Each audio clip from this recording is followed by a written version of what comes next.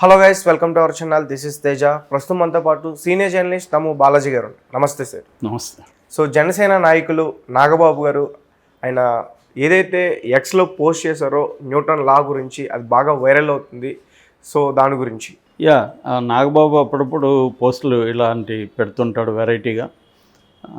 అంటే ఆయన చాలా క్లవర్గా మాట్లాడుతున్నట్టుగా ట్రై చేస్తుంటాడు. క్లవర్నెస్ అంటారు కదా, క్లవర్నెస్ కనిపిస్తూ ఉంటుంది అన్నమాట. సో అంటే ఫిలాసఫీ తర్వాత ఎవరినో కోట్ చేయడం ఇవన్నీ చేస్తుంటాడు. ఈసారి ఏం పెట్టాడంటే న్యూటన్ లా ఆఫ్ మోషన్ అంటారు, దాన్ని 3 ఉంటాయన్నమాట. 3 లాస్ ఆఫ్ మోషన్ అంటారు. అందులో 3 పెట్టాడు ఈయన, ఇంకేం పెట్టలేదు, జస్ట్ 3 మాత్రమే పెట్టాడు. ఆ 3 ఫస్ట్ది ఏంటంటే an object at rest remains at rest. అంటే ఒక ఆబ్జెక్ట్గా రెస్ట్లో ఉంటే రెస్ట్లోనే ఉంటుంది.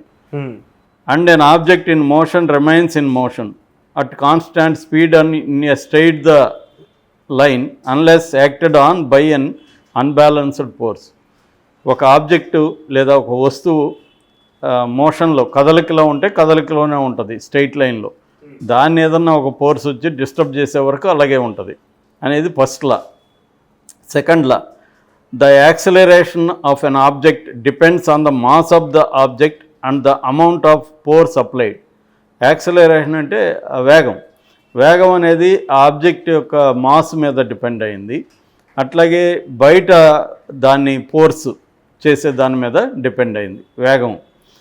మూడవది, when ever an object experts A force on another object the second object exerts an equal and opposite force on the first. Whenever one object exerts to force, ఒక object ఇంకొక ఆబ్జెక్ట్ మీద ఫోర్స్ ఉపయోగించినప్పుడు equal and opposite force on the first. దీన్నే ఇంకొక రకంగా ఎట్లా చెప్తామంటే for every action in nature there is an opposite and equal reaction అని. అంటే ప్రతి చర్యకు పోటీగా ఇంకొక చర్య, సమానమైన చర్య ఉంటుంది అనేది. ఈ 3 మనం అంటే ఓవరాల్గా ఏ కాంటెక్స్ట్ అర్థమైతే ఇది అర్థమైపోతుంది. కాంటెక్స్ట్ ఏంటి? నిన్న పవన్ కళ్యాణ్ మంగళగిరిలో అదేంటి మన గణతంత్ర దినోత్సవం జరిపాడు. ఆ కాంటెక్స్ట్లో అతను మీడియాతో మాట్లాడి తన కార్యకర్తలతో మాట్లాడాడు. అందులో ఆయన క్లియర్గా ఏం చెప్పాడంటే చంద్రబాబు నాయుడు పొత్తులకు సంబంధించిన ధర్మాన్ని ఫాలో కాలేదు, ఆయన బ్రేక్ చేశాడు. మాతో చర్చించకుండా ఇప్పటి వరకు సీట్లు అనౌన్స్ చేయకుండా ఎవరెవరికి ఎక్కడెక్కడ అని ఆయన మొండిగా ఆయనంతటా ఆయన 2 సీట్లు అనౌన్స్ చేసేసాడు. ఒంటెత్తు ధోరణితో, ఒంటెత్తు పోకడు అంటారు దాన్ని. అంటే మండపేట జోగేశ్వరరావుని అనౌన్స్ చేశాడు. అట్లాగే అరకులో కూడా అనౌన్స్ చేశారు. ఈ 2 చోట్ల అనౌన్స్ చేసేసాడు. అది కరెక్ట్ కాదు. లోకేష్ కాబోయే సీఎం చంద్రబాబు అని చెప్పినప్పుడు కూడా నేను మౌనంగా ఉన్నాను. దానికి ప్రధాన కారణం ఏంటంటే ఆయన చాలా అనుభవం ఉన్న వ్యక్తి. ఎవరు? చంద్రబాబు. వాళ్ళ సుదీర్ఘమైన రాజకీయాల్లో ఉన్నవాళ్ళు ఆ కుటుంబం నుంచి ఒక్కొక్కసారి ఒక మాట వేగంగా వచ్చేస్తూ ఉంటుంది. దాన్ని ఏం పెద్దగా పట్టించుకోలేదు. ఇంకోటి ఏంటంటే వాళ్ళది ఒక పెద్ద పార్టీ. సో ఆ పెద్ద పార్టీకి మనలాంటి చిన్న పార్టీతో పొత్తులో ఉన్నప్పుడు ఒక చిన్న షర్టు అంటే సైజు చిన్న షర్ట్లో దూరితే ఎలా ఉంటుందో అలాగా ఇరుగ్గా ఫీల్ అవుతారు. అందువల్ల నేను అదంతా అర్థం చేసుకొని ఉన్నాను. కానీ ఇప్పుడు ఆయన అలా ప్రకటించడం అయితే కరెక్ట్ కాదు. అందుకే ఆయనకి ఒత్తిడి ఉండొచ్చు, ప్రెజర్ ఉండొచ్చు. నాకు కూడా ప్రెజర్ ఉంది. మండపేట నుంచి చాలామంది కార్యకర్తలు వీళ్ళు వచ్చి నాతో బాధపడ్డారు. నేను వాళ్ళందరికీ సారీ చెప్తున్నాను. సో ఇప్పుడు నాకు కూడా ఒత్తిడి ఉంది కాబట్టి నేను ఈ రిపబ్లిక్ డే రోజు నచ్చింది, నాకు 6 నచ్చింది. 6 RRR లాగా 6 పవర్ఫుల్గా ఉంది. అందుకని ఈరోజు అనౌన్స్ చేస్తున్నా. నేను కూడా రాజోల్ని, రాజానగరాన్ని జనసేనకు అనౌన్స్ చేస్తుండా అని చెప్పాడు. ఈ కాంటెక్స్ట్లో మొత్తం మీడియా అంతా కూడా నిన్నంతా కూడా పొత్తుల్లో గందరగోళమని, చంద్రబాబు పవన్ కళ్యాణ్ మధ్య గొడవలని ఇలాగా మాట్లాడడం మొదలుపెట్టారు.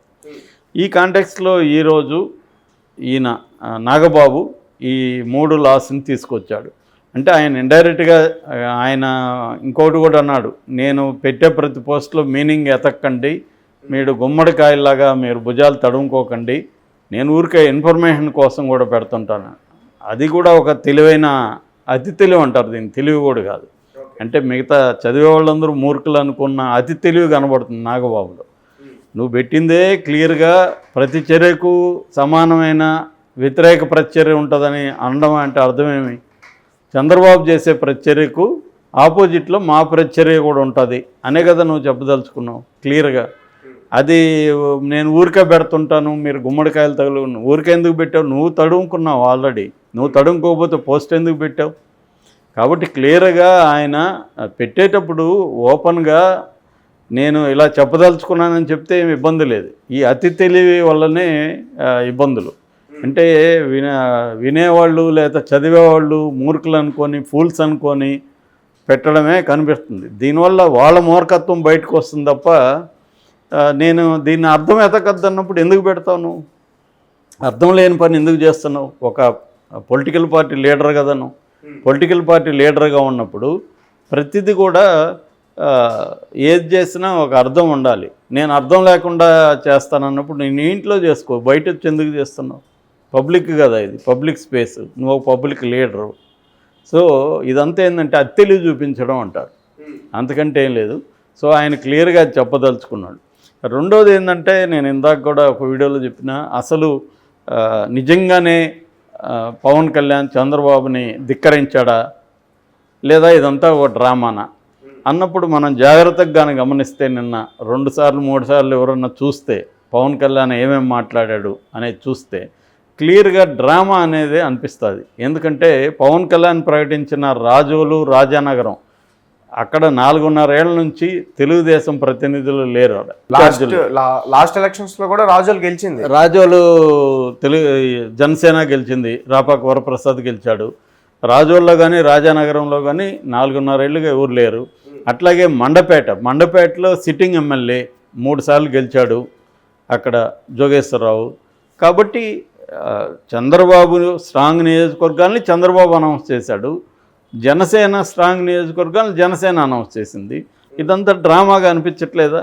నువ్వు జనసేన స్ట్రాంగ్ నియోజకవర్గాలు చంద్రబాబు అనౌన్స్ చేసి తెలుగుదేశం స్ట్రాంగ్ నియోజకవర్గాల్ని పవన్ కళ్యాణ్ అనౌన్స్ చేస్తుంటే అప్పుడు నిజంగానే వీళ్ళిద్దరి మధ్య గొడవ అనుకోవచ్చు.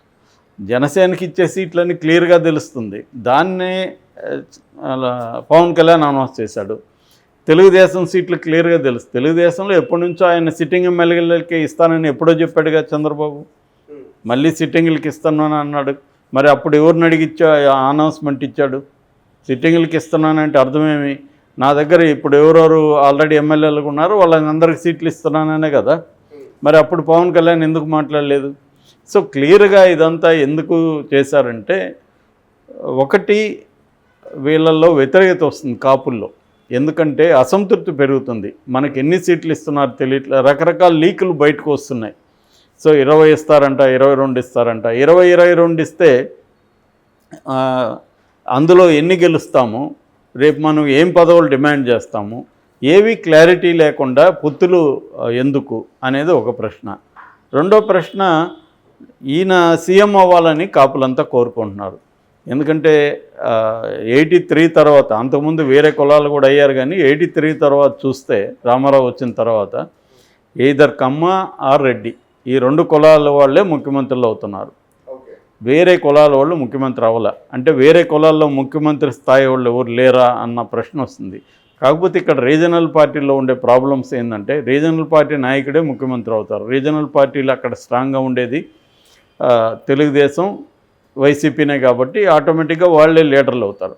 సో ఇప్పుడు నెక్స్ట్ ఈ 2 వర్గాలకి తర్వాత బలంగా ఉన్న వర్గం కాపు వర్గం. కాపు వర్గం బలంగా ఉన్నప్పుడు కాపు వర్గంలో ఈవెన్ ఈ 2 కలిపితే కంటే కూడా కాపు పాపులేషన్ ఎక్కువ ఉంది.